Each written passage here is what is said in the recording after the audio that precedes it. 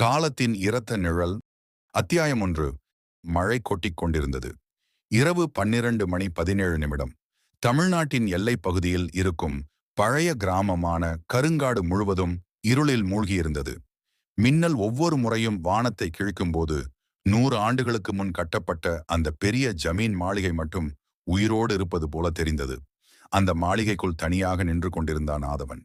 சென்னையில் பிரபல குற்றப்புலனாய்வு செய்தியாளராக இருந்த அவன் 3 நாட்களுக்கு முன்பு கிடைத்த ஒரு மர்மக் கடிதத்திற்காக இங்கே வந்திருந்தான். அந்த கடிதத்தில் ஒரே ஒரு வரி மட்டுமே இருந்தது. 100 வருடங்களுக்கு முன் நடந்த கொலையின் உண்மை இன்னும் உயிரோடு இருக்கிறது. அதற்கு கீழே ஒரு தேதி, 15 ஜூலை 1926. ஆதவன் முதலில் அதை ஒரு விளையாட்டாக நினைத்தான். ஆனால் அந்த கடிதத்தை அனுப்பியவர் யார் என்று கண்டுபிடிக்க முடியவில்லை. இப்போது அவன் அந்த மாளிகையின் நடுவே நின்று கொண்டிருந்தான். திடீரென்று டக் டக் டக் மேல் மாடியிலிருந்து காலடி சத்தம் கேட்டது. மாளிகை பல வருடங்களாக காலியாக இருந்தது. அங்கே யாரும் இருக்க முடியாது. ஆனால் அந்த சத்தம் தெளிவாக இருந்தது. ஆதவன் டார்ச் லைட்டை ஏற்றி மெதுவாக படிக்கட்டுகளை ஏறினான். மேலே சென்றவுடன் நீண்ட நடைபாதை ஒன்றிருந்தது. அதன் முடிவில் ஒரு கதவு மட்டும் திறந்து கிடந்தது. அந்த அறைக்குள் நுழைந்தவுடன் அவன் மூச்சே நின்றது. அறையின் நடுவே ஒரு பழைய சுவர் கடிகாரம் இருந்தது. அது வேலை செய்யாமல் நின்றிருக்க வேண்டும். ஆனால் அதன் ஊசிகள் வேகமாக சுழன்று கொண்டிருந்தன. முன்னோக்கி, பின்னோக்கி, மீண்டும் முன்னோக்கி, அப்படியே பைத்தியக்காரன் போல. அதே நேரத்தில் அறையின் மூலையில் இருந்த பழைய கண்ணாடியில் ஏதோ உருவம் தெரிந்தது. வெள்ளை சேலை அணிந்த ஒரு பெண், முகம் முழுவதும் இரத்தம். ஆதவன் திடுக்கிட்டு திரும்பி பார்த்தான். அங்கே யாரும் இல்லை. மீண்டும் கண்ணாடியை பார்த்தான். அந்த பெண் இன்னும் நின்று கொண்டிருந்தாள். அவள் உதடுகள் மெதுவாக அசைந்தன. அவனை காப்பாற்று! ஆதவனின் இதயம் வேகமாக துடித்தது. யார் நீ என்று கத்தினான். அந்த பெண் திடீரென விரலை நீட்டி கடிகாரத்தை காட்டினாள். அடுத்த நொடி கடிகாரம் பெரும் சத்தத்துடன் வெடித்தது. அறை முழுவதும் வெள்ளை வெளிச்சம் பரவியது. ஆதவன் கண்களை மூடிக்கொண்டான். சில வினாடிகளுக்கு பிறகு அமைதி நிலவியது. அவன் மெதுவாக கண்களை திறந்தான். ஆனால் அவன் இருந்த அறை மாறியிருந்தது. தூசி படிந்த அறை இப்போது புதிதாக இருந்தது. சுவர்களில் விளக்குகள் எரிந்தன. வெளியில் மனிதர்களின் சிரிப்பு சத்தம் கேட்டது. ஆதவன் ஜன்னல் வழியே பார்த்தான். அங்கே மின் விளக்குகள் இல்லை.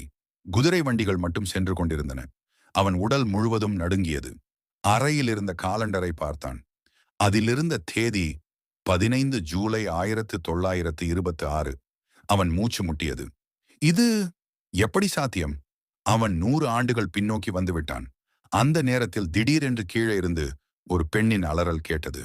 காப்பாத்துங்க! ஆதவன் ஓடினான். படிக்கட்டுகளை இறங்கி மாளிகையின் பெரிய மண்டபத்துக்குள் வந்தான்.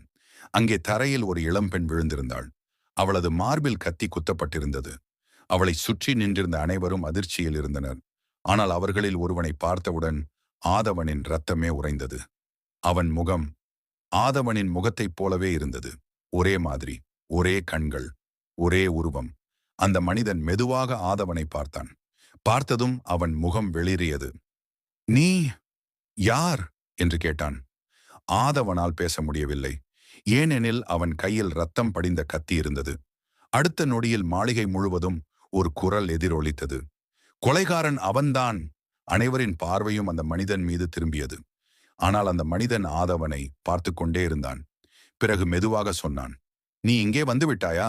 அப்படியானால் எல்லாம் மீண்டும் தொடங்கப் போகிறது. ஆதவன் அதிர்ச்சியில் உறைந்தான். என்ன தொடங்கப் போகிறது?